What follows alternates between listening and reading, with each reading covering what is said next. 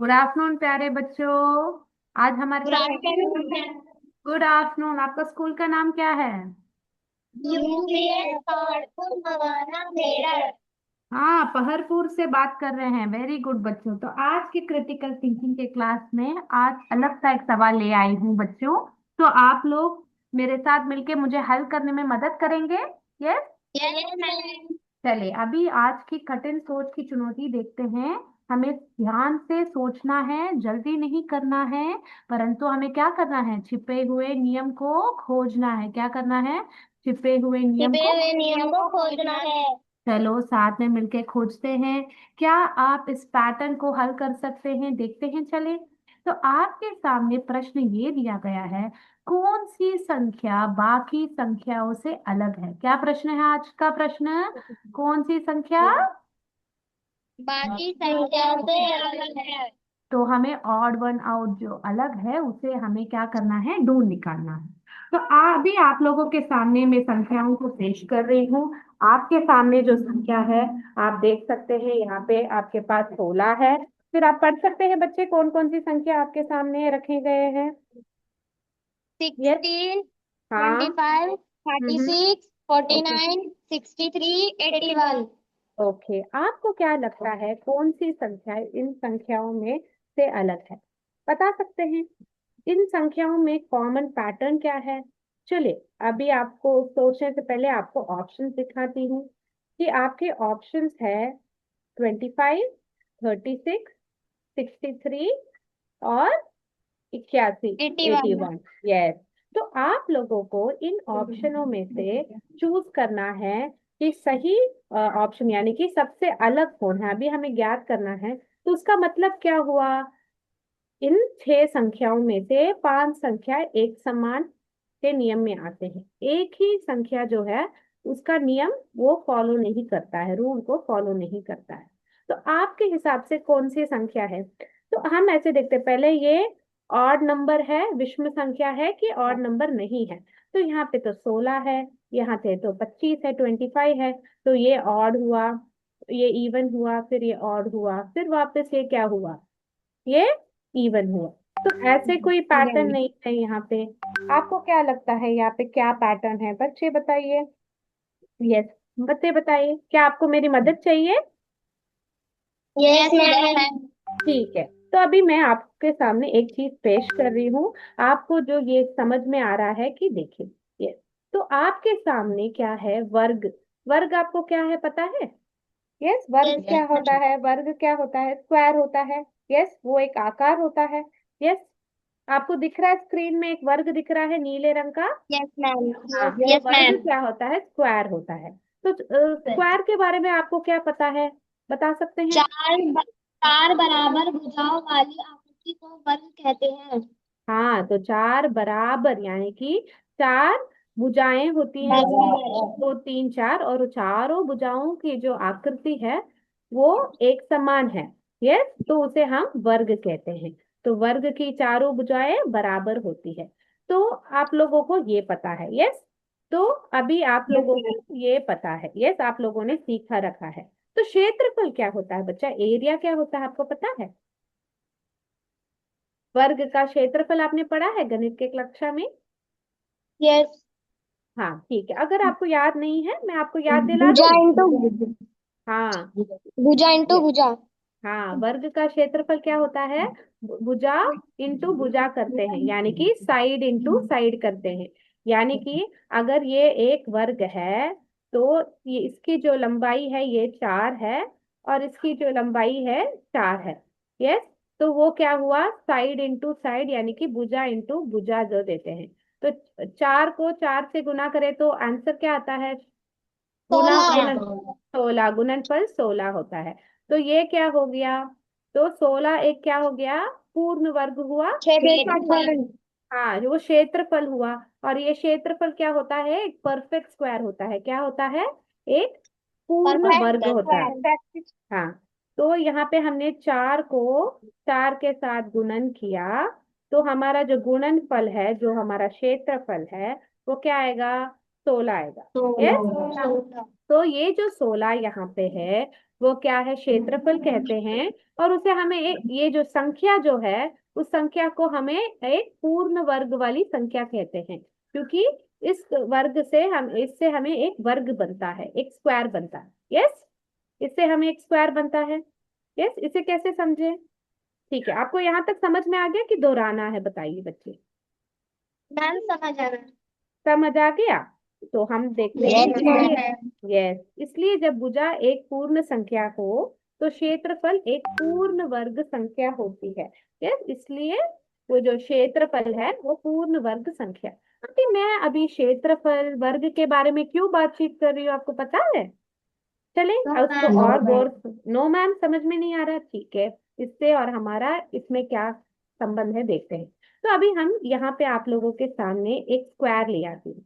तो 4 इंटू 4 क्यों आता है, चार भुजा इंटू भुजा क्यों आता है, पहले समझते हैं। तो एक स्क्वायर बनने में आपको दिखता है, एक वर्ग बनने में भुजा की संख्या चुने, हर छोटा रंगीन बॉक्स एक टाइल है। तो ये एक टाइल है, एक, दो, ट्राई। तीन, चार। ठीक है, तो आपके पास चार है, फिर 4 रोज है और फिर कॉलम है, यानी कि जो रेखा ऐसी और नीचे को जाती है, यहाँ पे 4 इंटू 4 है। यस, यस, आपको दिख रहा है स्क्रीन क्लियरली? यस, तो यस आप मैम। देखो, तो एक वर्ग में अगर हम 4 यूनिट्स चुनते हैं तो आपको क्या होते हैं, 4 रोज होते हैं और 4 कॉलम्स होते हैं। क्या आप में मुझे बता सकते हैं रो और कॉलम का मतलब क्या होता है? यस, 4 रो जगह। यस, आपको पता है हिंदी में क्या होता है, 4 रोज 4 कॉलम का मतलब क्या है? पता। पता नहीं है? ठीक है, मैं बताती हूँ। लंबाई। यस, लंबाई लंबाई और में, चौड़ाई में। हाँ, चौड़ाई में।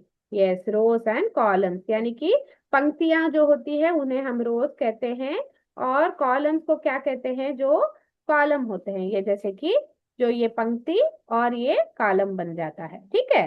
यस, तो अगर हम एक स्क्वायर देखें तो यहाँ पे देखिए कितना, 4 हमने चुना, तो 1 2 3 4। यस, और यहाँ पे भी देखिए 1 2 3 4। यस, तो टोटल आप गिन सकते हैं, कोई बच्चा मुझे गिन के बता सकते हैं? मैं पॉइंट करती हूँ, दो, एक, 2, 3, तीन, 4, चार, 5, पाँच, 6, छह, 7, सात, 8, आठ, नौ, 9, दस, 10, ग्यारह, 11, बारह, 12, फिर तेरह, 13, 14, चौदह, 15, पंद्रह, 16। सोलह। तो आपको क्या मिला, एक प्रॉपर स्क्वायर मिला, एक पूर्ण वर्ग मिला। स्क्वायर। तो इसलिए जब आप एक भुजाओं को, जब दोनों भुजाओं को आप जब गुणन करते हैं, उसका जो गुणनफल बनता है वो क्या बन जाता है, एक पूर्ण वर्ग बन जाता है। क्या बन जाता है? सोलह। पूर्ण वर्ग। यस, तो आप लोगों को यहाँ समझ में आया? यस, तो क्या हो रहा है, एक ही संख्या दूसरी संख्या से हम क्या कर रहे हैं? अभी आप लोगों को 5 दिखाओ, नंबर 5 दिखाओ। तो ये देखिए, तो कितने आएंगे, तो यहाँ पे 25 आएंगे। क्या आएगा आंसर? 25 आएगा। 25। हाँ देखो, 5 इंटू 5, भुजा इंटू भुजा क्या बन जाता है, गुणनफल जो आता है, जो क्षेत्रफल आता है, वो 25 होता है। तो अभी ये और हमारा क्वेश्चन का क्या संबंध है, हम देखते हैं। यस, तो उसका संबंध देखने के लिए यहाँ पे समझते हैं। तो हमें पता है, अगर जो वर्ग का जो लंबाई है, दो, भुजा का जो यूनिट है 2 इंटू 2 है, तो 4 आएगा। 3 इंटू 3 आता है तो 9 आएगा। 4 इंटू 4 करेंगे तो 16 आएगा। 5 इंटू 5 आएगा तो क्या आएगा? 25। 25। तो हमने क्या देखा, संख्या को उसी संख्या से जब हम ये करते हैं, यानी कि जब हम गुणन करते गुना हैं, जो करते गुण, हैं। हाँ, उस गुणनफल का जो आता है उसे हम वर्ग बनता है ना, उससे एक वर्ग बनता है। तो 4 के साथ 4 हम जब करते हैं तो हमारा एक वर्ग बन जाता है। तो उसे हम क्या करते हैं, एक परफेक्ट स्क्वायर कहते हैं। क्या कहते हैं? परफेक्ट स्क्वायर, यानी कि स्क्वायर। पूर्ण वर्ग बन जाता है। तो आपके सामने जो प्रश्न रखा गया था, क्या क्या रखा था, क्या क्या रखा था आपको, क्या क्या ऑप्शन थे आपके? यस, यहाँ पे ही देखते हैं, चले इसमें ही मैंने बना रखा है आप लोगों को। तो आपके सामने क्या क्या था, 16 था। तो 16 यानी कि 4 को 4 से हम गुणन किया तो 16 बनता है। तो 25 जो है, 5 को 5 से गुणन यानी कि एक संख्या को, 5 को गुना करने हाँ। पर कैसे करता है? 36 कब बनता है, 6 को 6 से 6 से गुना गुणन करने करने पर पे। और 49 कब बनता है, 49 कब बनता है।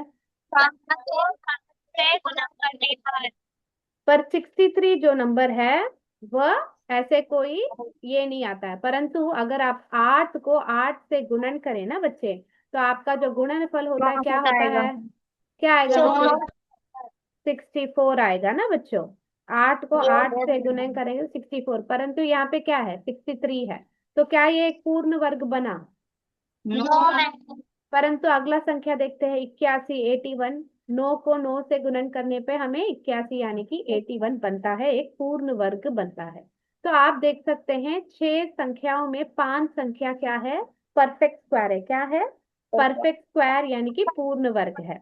और ये जो 63 है वो पूर्ण पूर्ण वर्ग नहीं बन पाता। नहीं है। तो इसलिए ये क्या है, अलग है ना। यस। तो समाधान क्या हो गया कि ये जो संख्याएं हैं 16, यस, 16, 25, 36, 49 और 81 है, सभी परफेक्ट स्क्वायर है यानी कि पूर्ण वर्ग है। यानी कि 4 को 2 बार गुणन किया, 5 को 5 से ही गुणन किया, तो वो बराबर हमें एक पूर्ण वर्ग देता है। यस।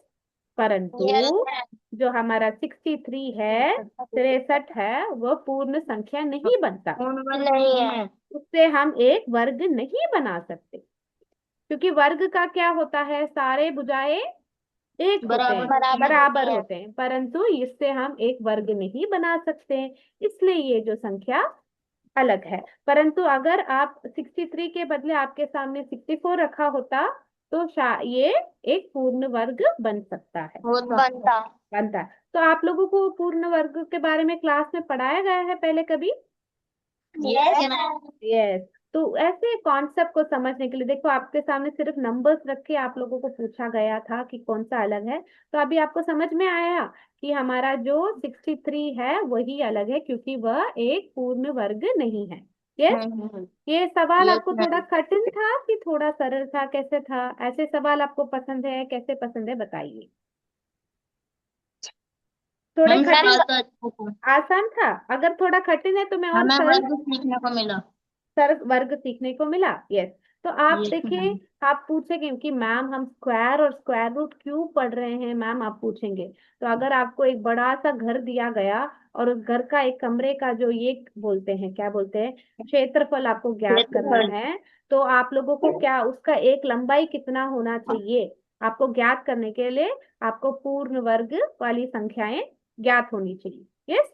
तो इसलिए आज का क्लास हम क्षेत्रफल के बारे में, पूर्ण वर्ग के बारे में हमने बात किया, ताकि कल आप जब इंजीनियर बनेंगे, आर्किटेक्चर बनेंगे, आपको ये बहुत मदद करेगा। यस। तो इसी के साथ मेरे बच्चों को मैं अलविदा कहती हूँ। बहुत अच्छी तरह से आप लोगों ने भाग लिया बच्चों। जय विद्याशक्ति, जय हिंद, जय भारत। थैंक यू बच्चों, थैंक यू बच्चों, बाय।